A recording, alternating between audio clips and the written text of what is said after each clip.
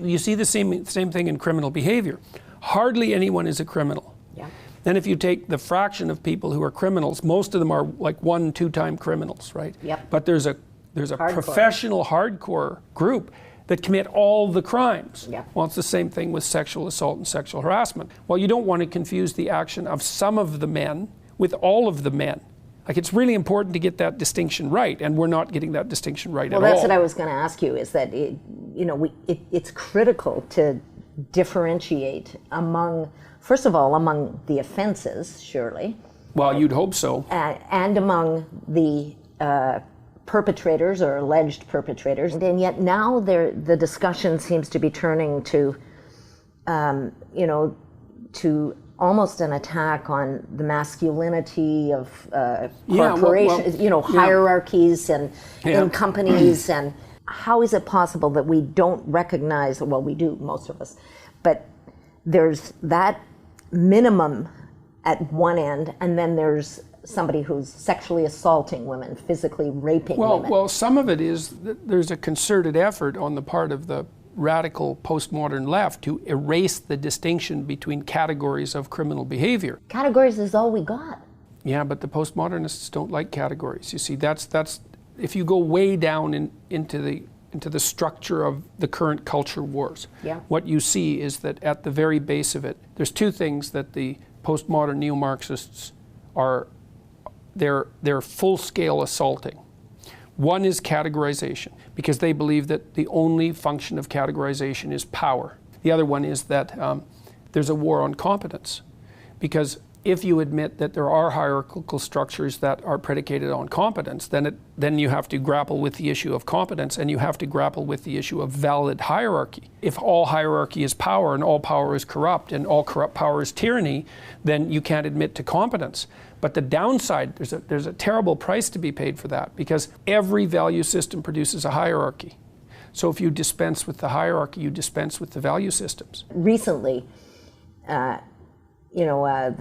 founding director and creative director, I think he was, Albert Schultz from the Soul Pepper Theatre Company, was the latest in Canada to be accused of what sounds like a pretty wide range of offenses. Why are women coming forward now about events that happened 15 or 20 years ago?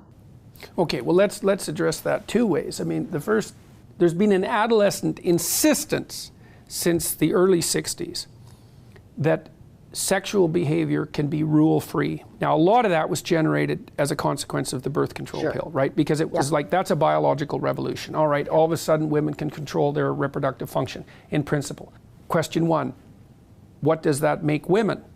Because now they're a new biological entity, right? Yeah. And so it's wide open. What are women now? We don't know. The next thing that's wide open is, well, maybe there are no rules for sex then. There's an impulsive part of human beings, it's associated with the sexual drive, obviously, that would love it if there were no rules governing sexual behavior, because then it would be all orgies all the time with no consequences, right? And so, but the problem is that all of that's untrue, because you can't divorce sexuality from emotion.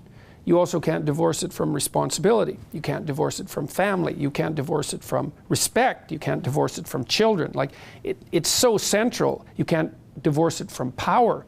You can't divorce it from tyranny or love. Like, it's central, and it involves all those other things. And so there are rules. The question is, what are the rules? And the answer is, no one knows. So there's going to be mistakes everywhere, all the time. Where do you draw the line between a sexual invitation and harassment? Well, like a cynic would say, anything unwanted is harassment. Well, how the hell is the person who's making the offer supposed to determine that beforehand? Yeah, you make the offer or the invitation in part to find out whether if it's welcome. wanted. Yes, and the terrible thing about that in part is that it's almost always men who do that. Right? Men make the offer. And almost always it's rejected. And it's almost always rejected even by women who might be interested under some circumstances. Now, the reason for that, as far as I can tell, is that women bear a much heavier price for sexual activity than men do. So they're the ones that are going to say no. The problem is that we need to know exactly where the rules are, and we don't. In this climate, though, where we're not sure of the rules, we're not sure where the lines are, when does a glance become a sexual offense?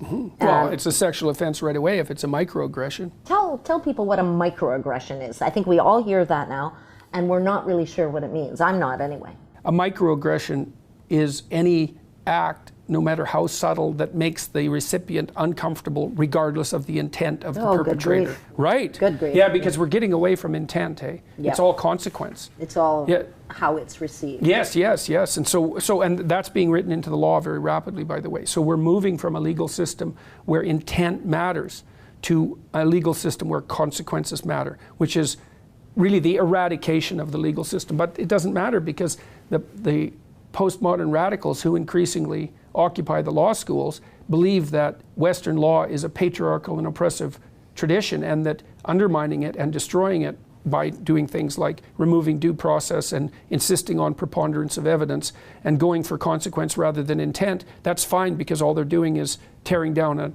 a terrible tyrannical patriarchal structure. Having never had the fortune to spend any time in an Iranian prison, for example, they're not very good at distinguishing between what constitutes a tyranny and what constitutes a free society.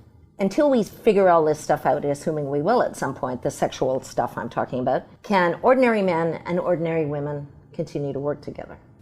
A lot of it's emergent self-protection. You know, men say, don't ever have a meeting with a woman when the door's closed. In fact, I've been told that at the university. Never have a meeting with a student with the door closed. It's like I ignore that because there's no damn way I'm doing that. But that's common practice. I don't know the answer to whether or not men and women can work together en masse because it's not under the current conditions. We don't have the rules right.